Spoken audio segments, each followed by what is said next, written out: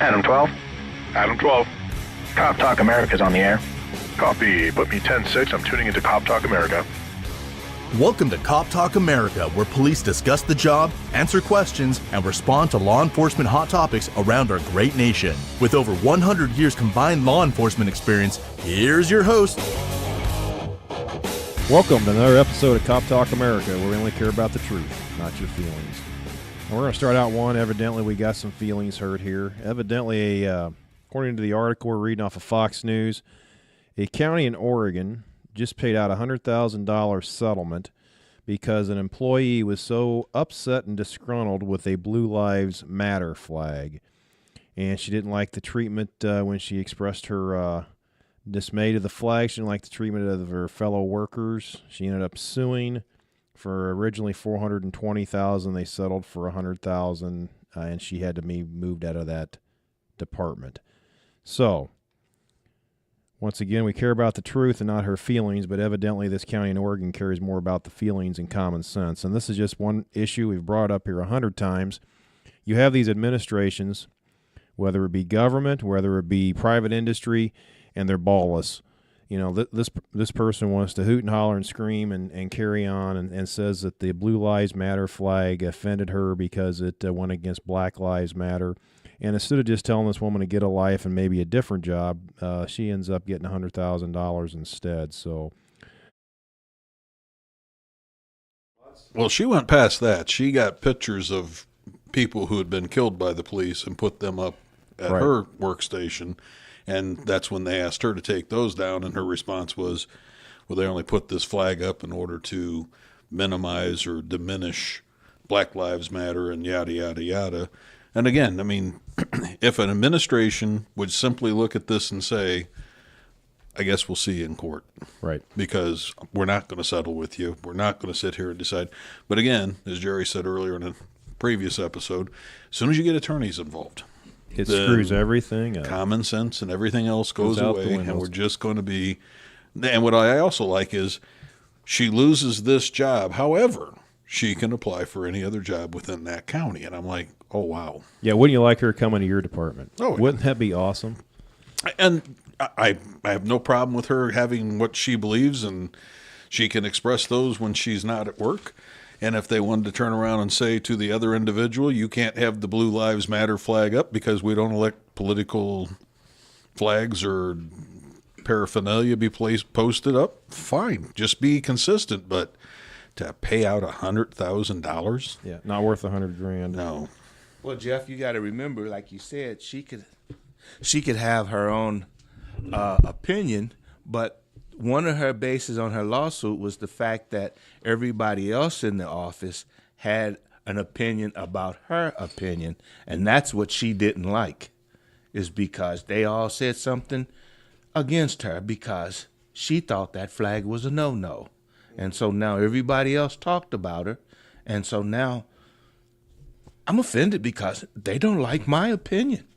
Yeah. But I guess nobody else is entitled to one. Yeah, I don't know where it says when you're working that I have to like everybody I work with, because we all know that didn't happen.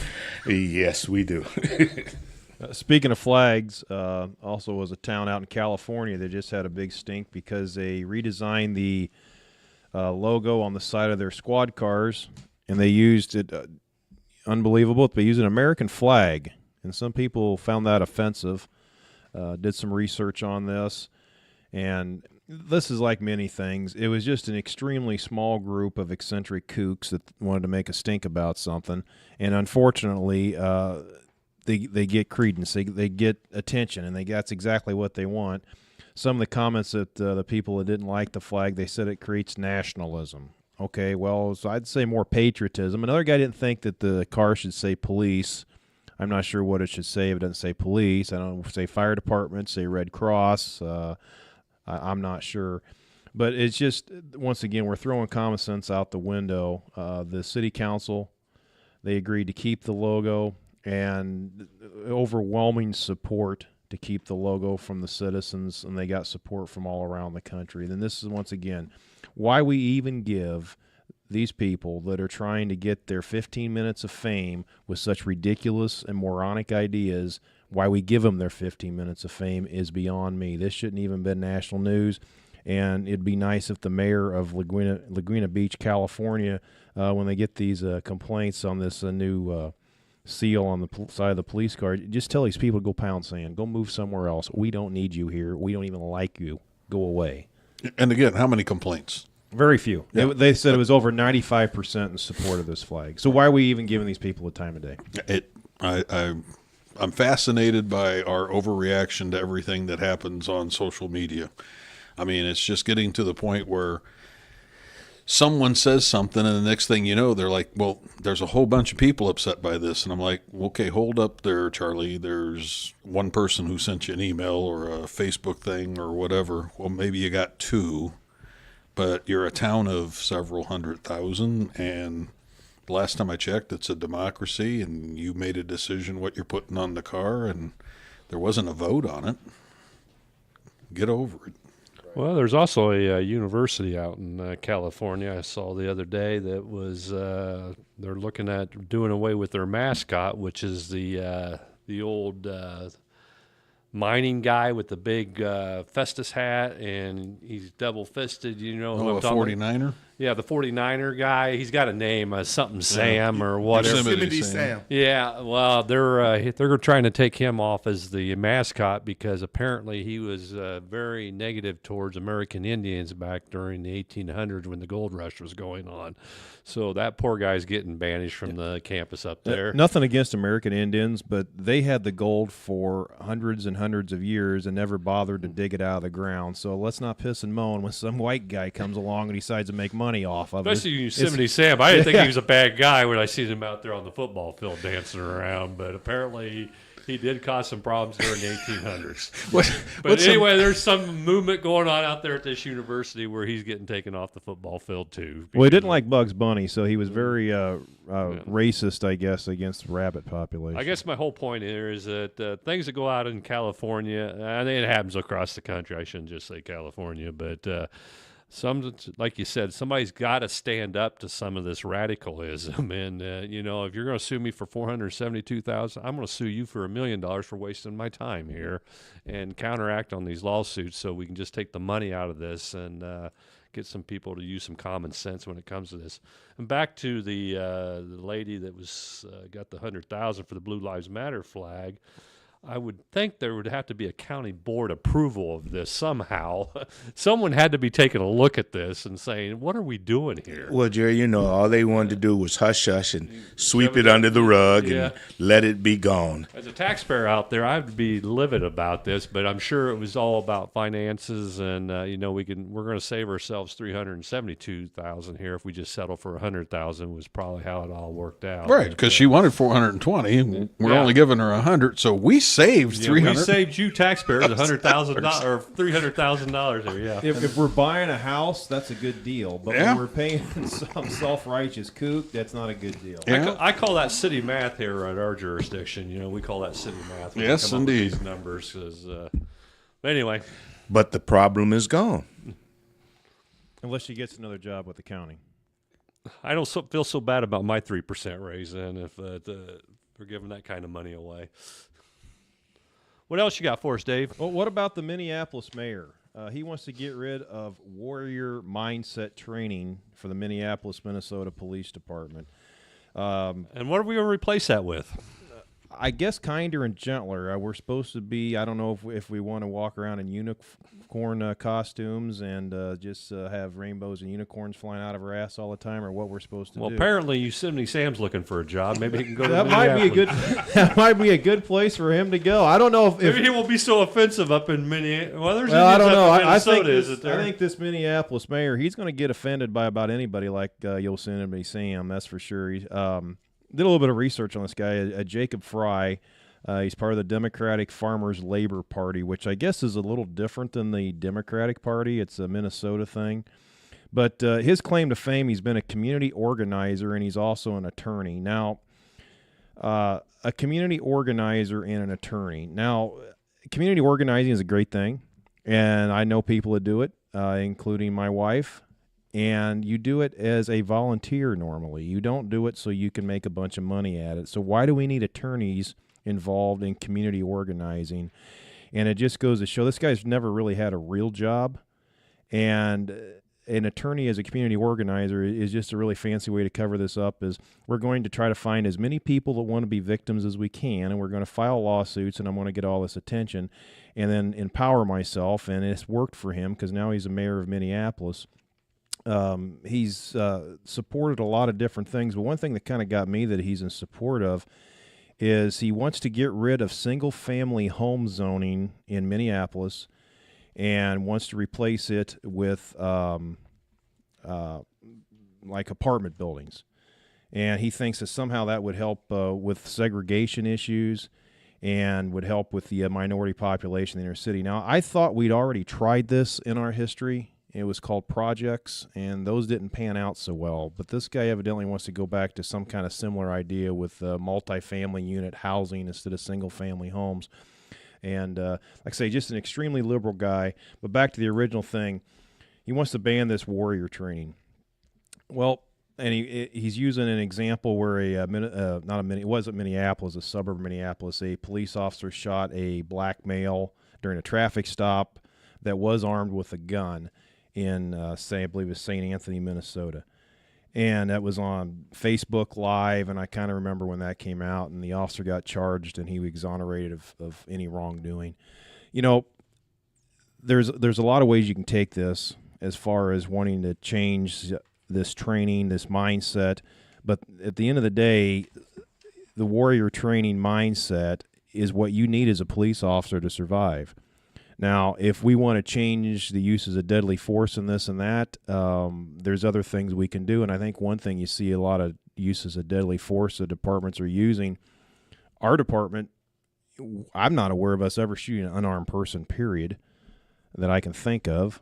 They were always armed with something or in a vehicle or something. I can't ever think of shooting an armed person. But we had options. We were trained in options. We had nightsticks. We had pepper spray.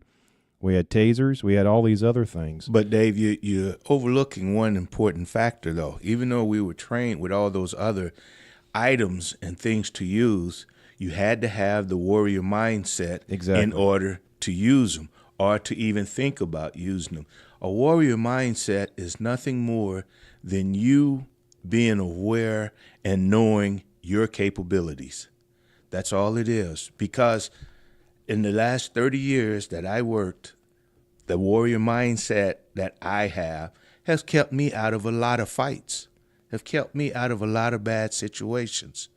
I mean, there's times when I've let a person know, if this is the way you want it to go, then let's go this way. And then they thought about it because they've like, well, this guy come to fight. I'm not okay. I'll go with you. We'll do it your way then. One thing I remember being told is if you look like you want to kick somebody's ass, and it appears that you're able to kick their ass, they probably don't want to fight you to start with. Exactly. And I guess the point I was making, they can't have it both ways. We can't have this mamby-pamby de-escalation and all this fancy stuff because we don't want to use deadly force. There's times you have to use force. So if we're going to try to get away from some of the firearms and that sort of thing, it's going to be replaced with some other type of weapons. We're going to have to use force sometimes. And you're right, Jarvis. You got to have that mindset that when you go into something and I take on this guy and I challenge him and he wants to kick my ass, that I don't go from 0 to shooting him in 2 seconds. I go from 0 to, okay, I'm going to use my baton. I'm going to use some other weapon. I've been trained in physical defense that I feel I can, punch him in the face or whatever I have to do, and control him and control the situation before it gets to the use of deadly force. And when we take a warrior mindset out of it, you got guys out there that, like I say, they're going to go from 0 to bang that quick, and then you got a big shit sandwich. Well, and the other problem with it, and it's obvious just in reading the man's statements, where he's using terms like killology and things like that. I suppose he thought that made him sound smart, and instead what it tells me is you're a moron in this subject matter because you're talking about something you know nothing about. So if I don't train people, if I take Joe Average and I put him into the middle of the worst situation you can think of and go, here's your gun and good luck to you, we're going to have a lot of shots going off in a lot of different places. Okay. But if I take that same person and I give them training and I give them the proper mindset and they understand this new term that they love to use called de-escalation, we used to call it tactics. I know when I should advance. I know when I shouldn't advance. I know when I might back up. I know when I want to go forward with 2 or 3 guys. I know when I want to have a couple guys coming in behind me. I mean, this whole idea that we're going to have this, I'm going to go out and do a whole bunch of good things so I can sit here and look nice. And then when something bad happens, then we don't look so bad. And I'm like, look, as I said earlier, force is an ugly thing. When we use force, it's not pretty. It's not going to be pretty. And if you punch somebody in the face, they're probably going to bleed. They're probably going to have a bloody nose, everything else.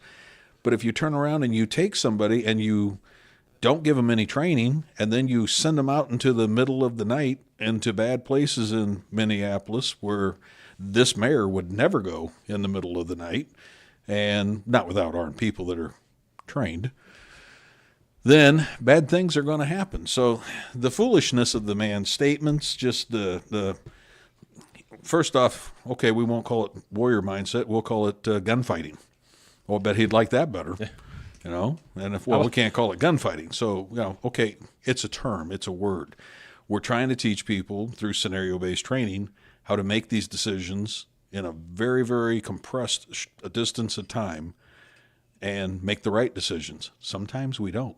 And you always tell those officers, especially when the guys are new, that they get read like a book by the bad guys. And when you got some experience and you walk into that crowded bar and you're by yourself, or you walk into that big party and you're by yourself, or whatever the case may be, they can tell by the way you carry yourself. They can tell by just how you interact that this guy's been around the block. This guy's got the right mindset. This guy can kick my ass if he needs to. I'm not going to jack with him. And he even goes farther by saying, not only am I saying you can't do it on your own time, on your own dime. I forbid it. And I'm like... Yeah, he's not even letting these guys, if they want to pay for this training themselves, right. This is a big no-no. I guess you get in and trouble. now I'm like, okay, you elected God? Yeah. No, I think it's King of England. King England. King of England. I've forgotten that old term, yeah. He's King of England. King of England, and I said you can't. King of England, said you get it. Well, see, one thing also that they're overlooking is, where do you think that a lot of their police officers who go into these situations get the confidence from to do this? I mean, it's from the warrior-based training that they have. All mindset. You think about it, when we started out years back and we went to the first PTI training class and stuff, and they said, hey, you need to go in here and do this, that, and the other. And you looked at them and said, do what? Yeah, you're out of your mind. Hey, there's some guy in there that I know is waiting to jump on me, and you tell me I got to go in there and do it. I don't think so. But through training, through years of experience, that we learn to do it, because we know when we go in there what we're looking for, what we're watching for, and what job is we have to do. And we don't have to think about it, because we already have that confidence in ourselves that we know we can do this job. So, and again, if the press didn't just play along with these, and again, in this subject matter, the guy's probably much brighter than I am, but in this subject matter, he's a moron. Okay, so if they'd asked this man, yo, moron, are you saying you won't have your officers go into a school by themselves in an active shooter situation? Well, his answer to that, well, in that case, yes, of course. And I'm like, well, I'm sorry. Wouldn't that be something a warrior would do? Because Mary Poppins ain't rushing in that place. Okay, neither her, the umbrella, or the chimney sweep, they're just not going to get that done for you. Unfortunately, he wants a lot of Officer Poppins on the Minneapolis Police Department. Well, and that's the thing. They want everybody to do all these things, but again, can't you shoot the guy, but do it nice? And I'm like, okay, I'll smile while I'm shooting him. I'll bet you'll really like that part. that's nice. Well, once again, it's just a reckless comment Yes. for political correctness. It's going to get people hurt. And like I said, once again, we as law enforcement officers, and 99.9% of them are great out there. You know, we have less than 1% bad apples that do slip through the process here. I agree. But you know, this is just a reckless comment made by a politically correct a mayor who's trying to be politically correct here has no idea what he's saying or what he's even addressing. But it sounds good to who he's addressing it to. That small population, once again, that's probably raising hell about the terminology warrior mindset. Anybody that has that type of training knows what it is. And being in law enforcement, we have a toolbox full of different type of training methods and different ways to handle different situations, starting with the de-escalation or talking to people in a nice manner. We used to call that talking to people. Yeah. That's how we used to de-escalate things. It's just being a little bit nicer until it's not time to be nice. And like you said, you just thrown out one example when you have to go into that school where you have an active shooter, or you have to go into those troubled neighborhoods where you have a lot of crime and shooting and victims and mayhem going on here. But this again is just a reckless comment made by a politician for political correctness and trying to get some type of value from who he's addressing it to. And hopefully it gets an uproar from the police unions and the people that actually know what they're doing in that community. It already has. So I'm sure he's going to reverse it. And you talked about who this mayor is, a neighborhood organizer and an attorney. We had one fine guy like that here in our state, that ended up being the president. And he was a neighborhood activist and an attorney, and now he's almost a billionaire from those days over 20 years. And I know what he made as a representative and a state senator in Illinois. So how do you get to become a multi-millionaire and almost a billionaire from being a neighborhood activist? Right. That's where the real crime is here. And this is what we really need to be addressing, not whether the officers are out there got the right mindset to go out there and do their job every day. And the other thing that's amazing about when these politicians make these reckless comments, they're never held back. It never comes back on them. They're never then said, hey, you said this, this, and this. Now you're having this riot down here, and the police are all standing there looking over their shoulder at you like, what do you want? I said, because every time these kind of things come out, we're making the officer hesitate. And if it is a real shooting and the bad guy's shooting at you and you're going to shoot back and you got 2 seconds to do all this in, how long do you want to hesitate? I mean, it's just a shame. He's not doing a service to his community. No. He's not doing a service to his officers. He's sure not backing them here. He's going to get somebody hurt. Yep.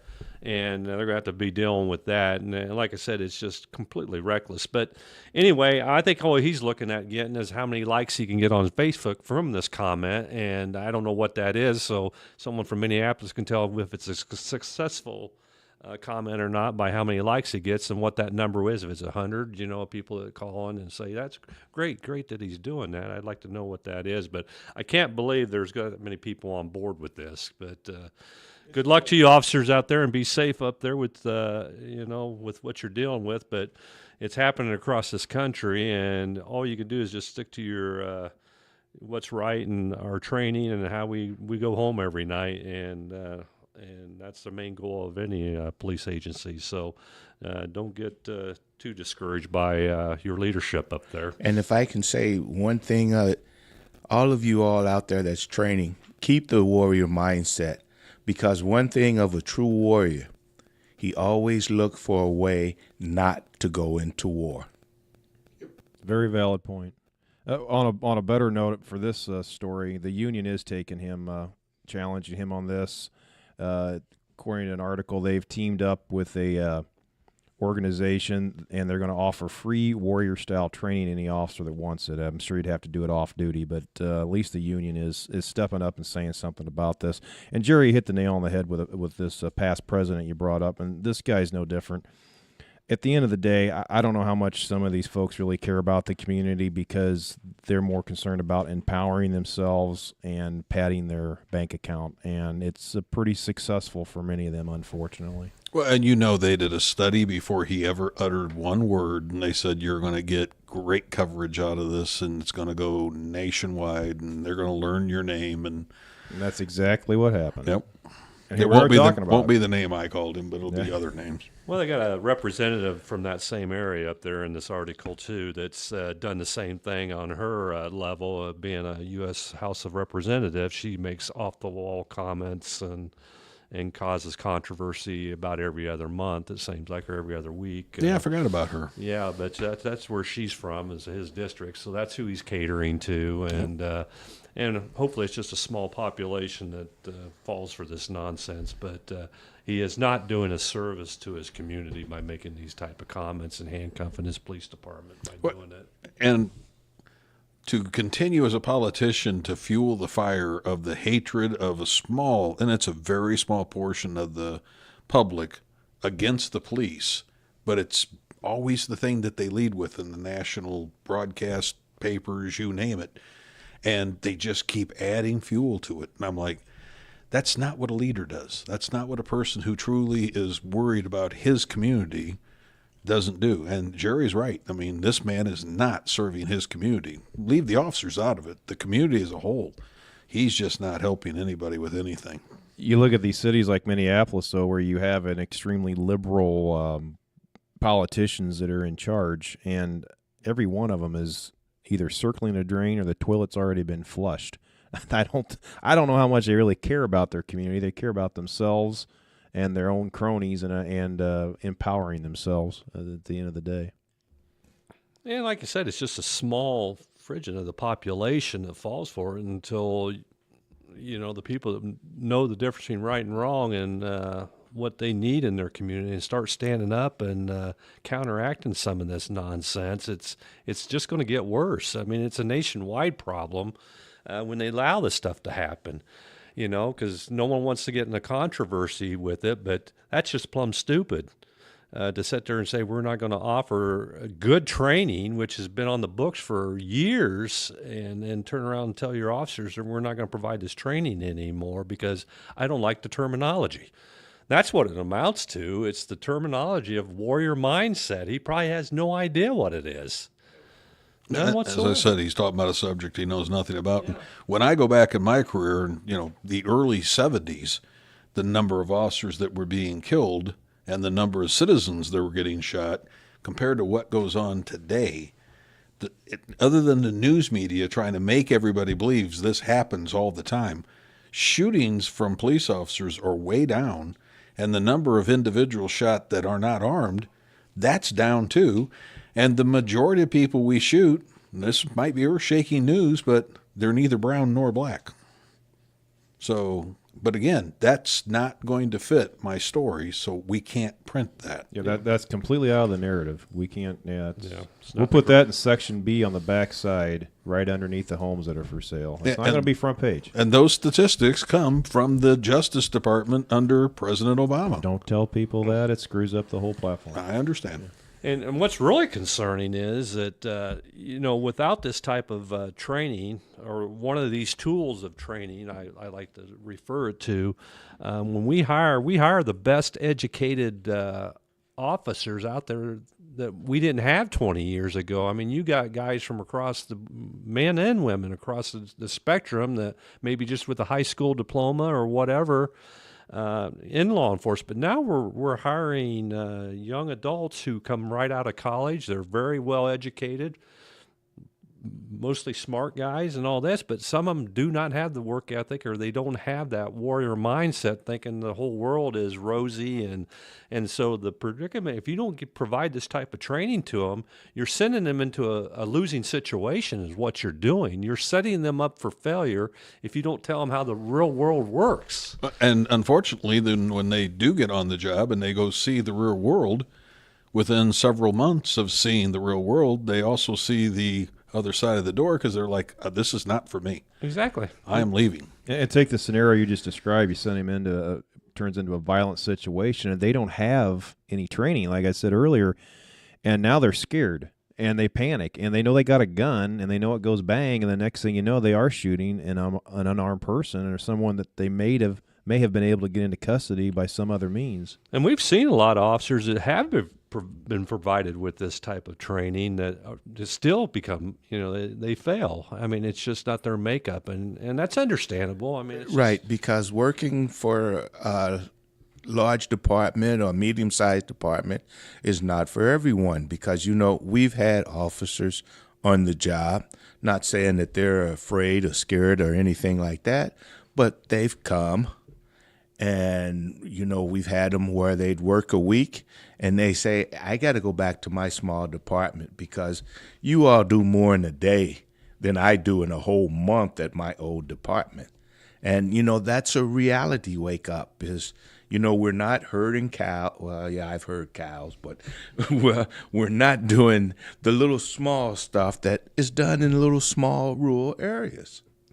Well, even we all got family members, and we all we can tell the stories where you get calls from family members saying, "Did that really happen?" I can't believe that, or they watch the TV shows, the cops programs, and all that. You see the bad behavior that's out there and stuff like that. Does that really go on? All night long, all day long in most jurisdictions. And they're showing you the stuff they can show you. And that's like 80-90% of the population that doesn't have any idea about the other 10% and how the people live and what they do to each other and all the filth and dirt that we see day in and day out in law enforcement. And there's a large population that comes into law enforcement that has that mentality. That they think idea. That I'm here to help people. That's the number one question when we ask in interviews. What do you want? I want to help people. Okay, maybe they don't want your help, and they're going to tell you they don't want your help when you get that call. And a lot of people can't process that. And that's part of warrior mindset. So I don't know what this mayor's thinking that it's just running and gunning that we're going to take assault rifles in and go kick in kindergarten doors and do that type of thing. I don't know what he's thinking. Like I said, he's just not educated. He's making a comment that he has no knowledge of what he's talking about. So I don't think he ever has had, but it did get him elected mayor of a large city. Well, people get elected in a lot of positions across this country that have no business being there. And we've had it happen before. But like I said, the only thing we can do is hopefully that the communities that they're serving, that these people stand up and start speaking up when they see this crap, and start protecting themselves, because this is just outrageous. And what is refreshing in this one is the union immediately stepping right up and saying, basically, hey, up yours, we're doing this. Yeah. Right. They thumb their nose at him and give him the bird. And Yo, King, we're coming your way. Yeah. We're here to save lives, not jeopardize lives. Yeah, we're going to go throw the tea in the harbor right now. And with that, another episode of Cop Talk America has concluded.